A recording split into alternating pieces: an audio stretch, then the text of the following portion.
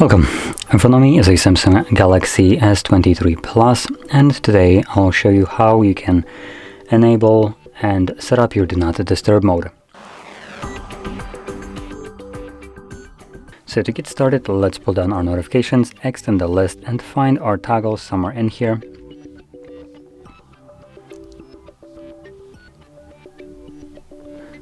Now for me, it looks like it's on the second page, so right over here.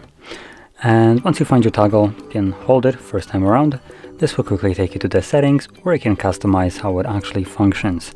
So just to quickly go over the couple more important settings, we have things like calls and messages, so you can select who can call you or message you while the mode is enabled.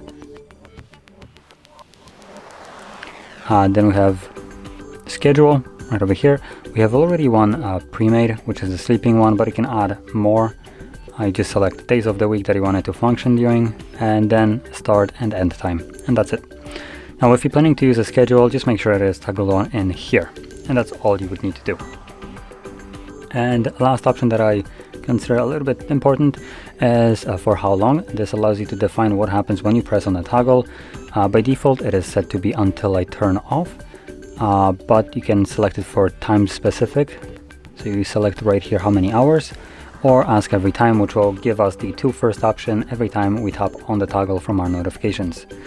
Now, if you're the type of person that keeps forgetting about turning it off once you're done with it, I would recommend selecting it on a timed basis right here. I don't know, maybe select like 4 hours or so and click on OK, and that will make it so every time you actually tap on the toggle right here, it will enable for exactly 4 hours, and after 4 hours it automatically turns off.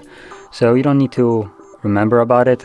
Now you will need to have it set for, I guess, you might need to have it set for longer or shorter depending on your needs. It really depends on what your needs are, but this is just as a preview.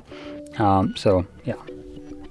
Now you can also turn it off yourself by tapping on a toggle once again, like I just did, and even if you have it set for the time specific, it will still not enable itself back on, if you're wondering. So even if it's a timer, you tap on it and it turns off and removes that timer. So anyway, if you found this very helpful, don't forget to hit like, subscribe, and thanks for watching.